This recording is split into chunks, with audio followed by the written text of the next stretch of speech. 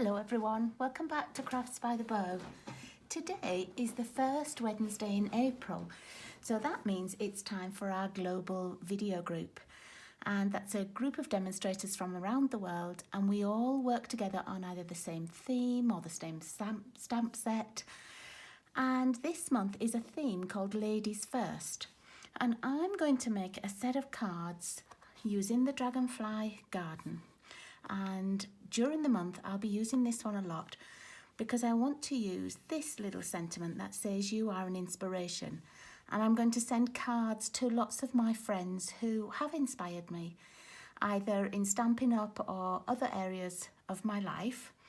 And so my ladies are going to be first, and I'm going to send them just an inspiration card. The card I've chosen to make is this. It's quite a simple one. There are a couple of techniques on it, and I will be making this card, but I'm going to step it up just a tiny bit. You don't need many tools or stamp sets or anything really for this kind of a card. But if you have these things and a little piece of twine and maybe another punch, you'll be perfect. So let me show you how I made it. I started off with the sponging part, and to do that I made myself a template using one of my circle punches. I just happened to pick the 2 1/4 inch one out of my closet, and so that's the one I'm using. But if you have a 2-inch punch, this would work. If you have dies, you could make this using dies on your cut and emboss machine. If you don't have anything like this, you could actually even just cut a circle or a square or any of those kind of shapes that you can use for masking. Today's card does need a circle though. So I've got a piece of scrap which is the same size as the piece of card I have cut for the front. And so I'm going to make my mask on the scrap piece. And all I do is I'm just going to line this up inside. I'm pushing it as far inside the card, the punch as I can, and then I'm going to move it down from the top just a little bit. Okay, and so that's our mask. You can see it's slightly wider at the left than it is at the right, and that is just how I wanted it. I'm going to put it on top of my little piece of basic white, and I'm going to use just a little bit of washi tape. And this is an old Stampin' Up washi tape, but I'm just going to put the 2 pieces of card together so that while I'm sponging it doesn't move. And that way I get a perfect circle and not half a circle and then I've moved the card and it's a different shape altogether. So this is what I've got. I'm going to put a little piece of scrap just underneath, and I'm using one of our new blending brushes.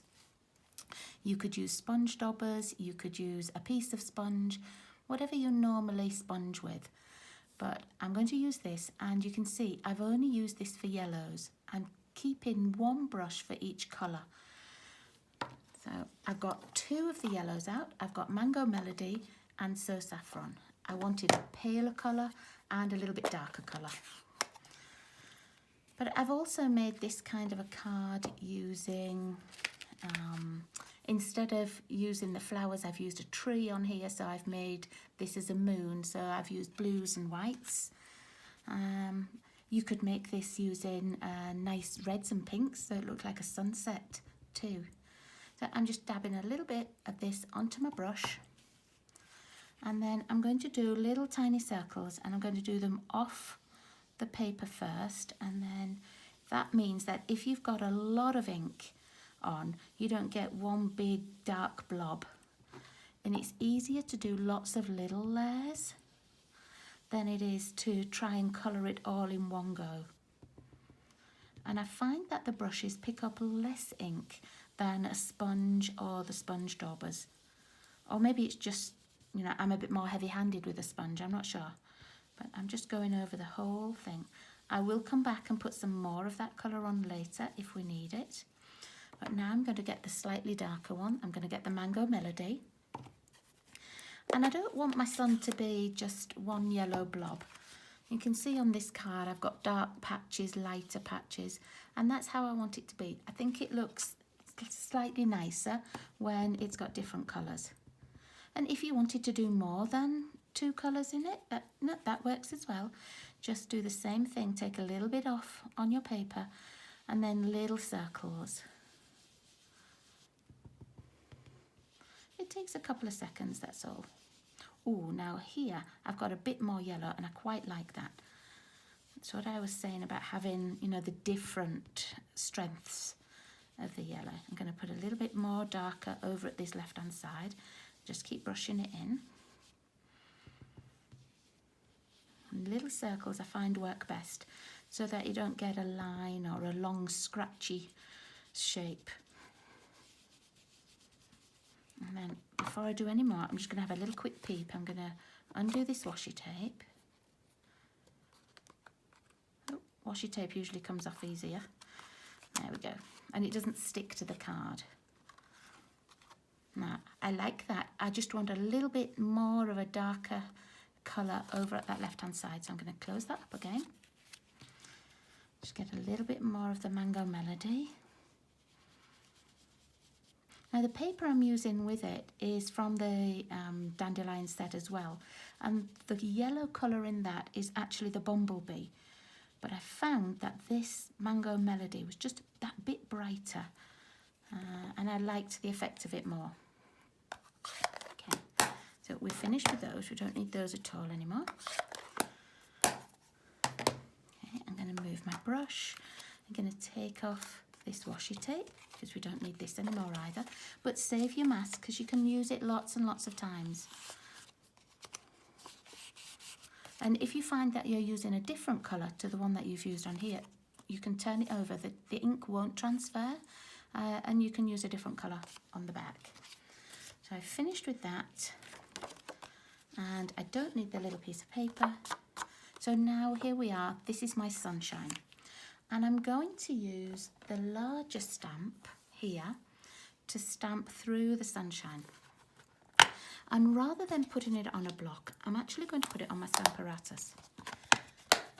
I find that if I've done something like some sponging, sometimes I'll stamp on top and I don't get the perfect image. And then I've wasted time doing the stamping and the sponging.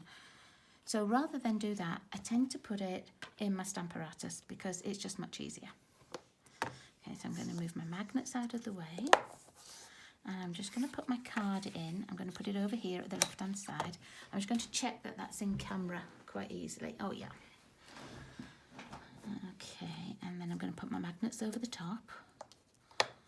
And I'm stamping down this side, so I'm not putting any magnets over here, just to make it easier.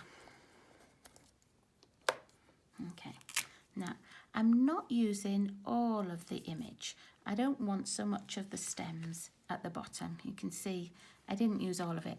And I wanted this daisy to just be near the top of the sun, but not over the sun at the top of the card. So I'm just going to lay it. Oops, what's that I've got on there? Bit of fluff.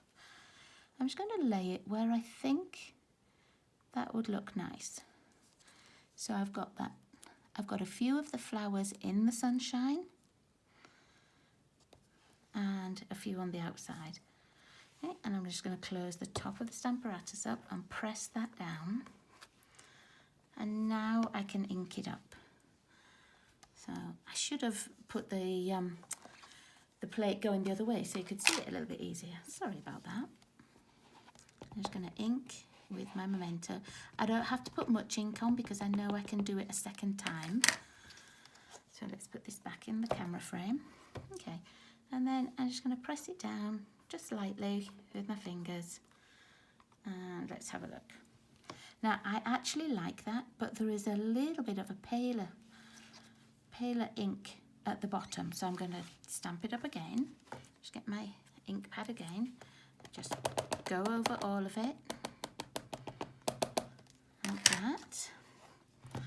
And then I'm going to press down, but I'm going to press a little bit harder where I thought that ink was not quite as dark as I wanted. There we are. Oh, that's much better. I like that much better. Okay, now I'm going to just clean that stamp and we'll take it off. So I'll just give it a clean. So I don't need this on here anymore. Oh, actually, what I could do while I've got that is I could stamp the inside. I could, for the inside of the card. Let's see how that would look. That's actually a little bit too far over. So I'm going to put this just where I would like it. Or let's put some magnets on first so that my paper doesn't move. I'm going to stamp the whole lot this time. Still gives me a lot of space for my sentiment and everything. I'm just going to ink that up again. Press that down. I didn't do that on my first card. But yeah, that's nice for inside. Okay. Now I'll clean that stamp and we can put it away.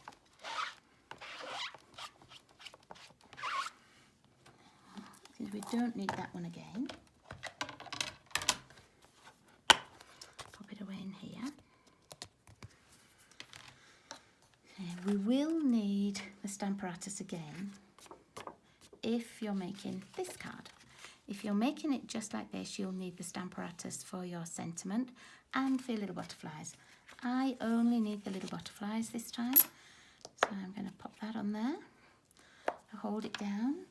And I'm going to get the little butterfly stamp. And this means I can line it up just where I want to, so that I know I've got all the pieces of the butterfly in that I want. If you want to have it so it's on the white as well, that would look pretty. Okay. Put the little lid down, ink that up.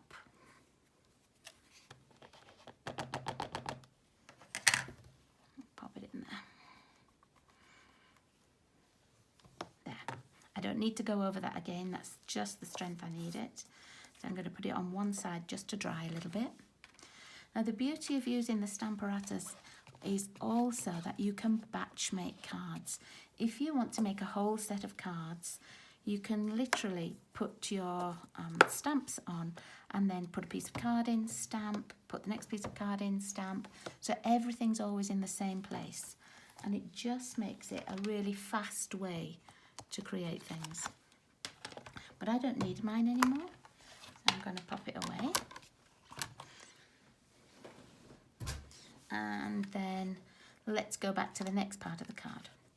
On here you can see that I just stamped my image here, my sentiment I mean, excuse me. I'm actually going to put it on a little piece of card this time.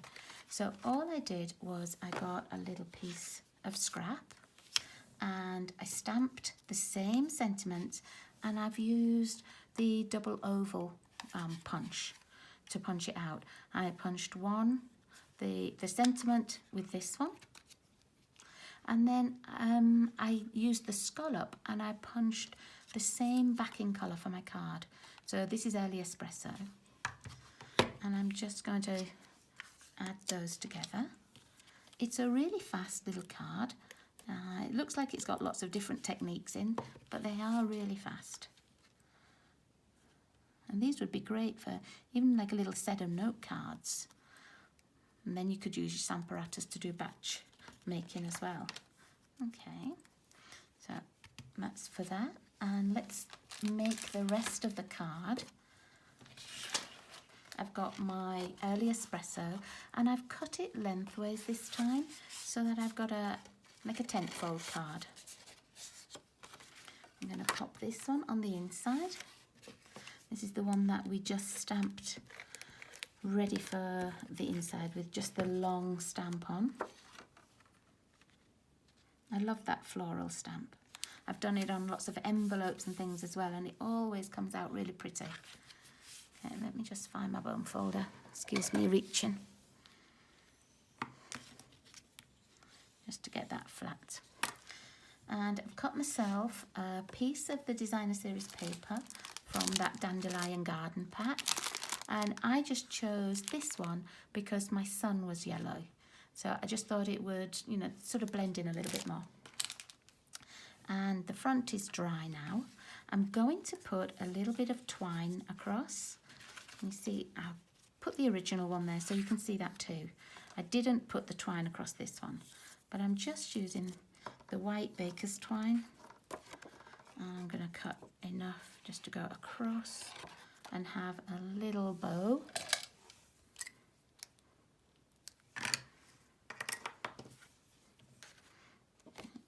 Let's move those. And I'm going to have the bow so that it's over on the side with the flowers. You could tie just a little knot, you could put ribbon on there. Let's make that a little bit shorter there. Oops.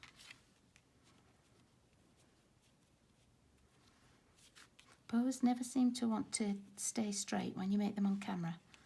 You can make them all day long and they're just perfect until you turn the camera on. Let's make that just a tiny bit longer there. I'm going to cut those tails off, but I'm going to leave them long. You can tell these are not my ribbon scissors. I should be using my ribbon scissors to cut those. Oh, I've got ink on my finger, so now I've got a little bit here, but that's okay. Okay, so now I'm going to attach that to that little piece of DSP. And if you're not sure on the sizings, just look over on my blog, thecraftsbythebow.blogspot.com, because they'll all be on there. I'm going to put it first. I'm going to put it on this side. So I like that yellow side better.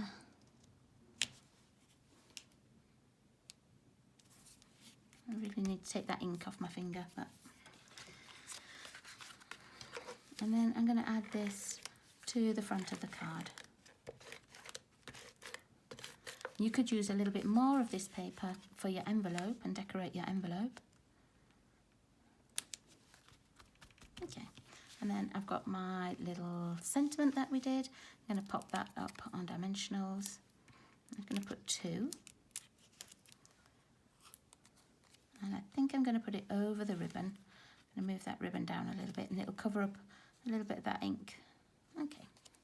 I always leave a little gap in the middle so that the ribbon or the twine can go through the gap, and it just helps hold that down as well. Ooh, I've got that one stuck on my finger now.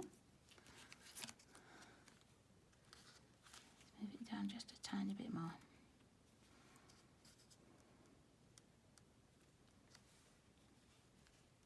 There we go. And then I'm going to put one of those little ladybug trinkets on, just the same as I did here. And if you want to, you can colour these. You can use blends and you can just colour over if you wanted to have them red or something. But mine's fine, just that colour this time. I have coloured them before on projects and they turn out really nicely. And they're just the right size for a glue dot. I could put my little ladybug there over that black ink, but I'm actually just going to put it on this sentiment. And there we are. That's my Ladies First slightly stepped up card. I do like the simple one where it's just stamping and one little ladybug, but just to step it up a tiny bit, it's nice to add a little bit of twine. So thank you very much for watching me. If you click the links at the bottom of this video, you'll see all the other ladies that have taken part this month, and you'll find some fantastic projects and some great tips and techniques. So see you all again next month. Thank you so much for joining me. Take care everyone. Bye bye.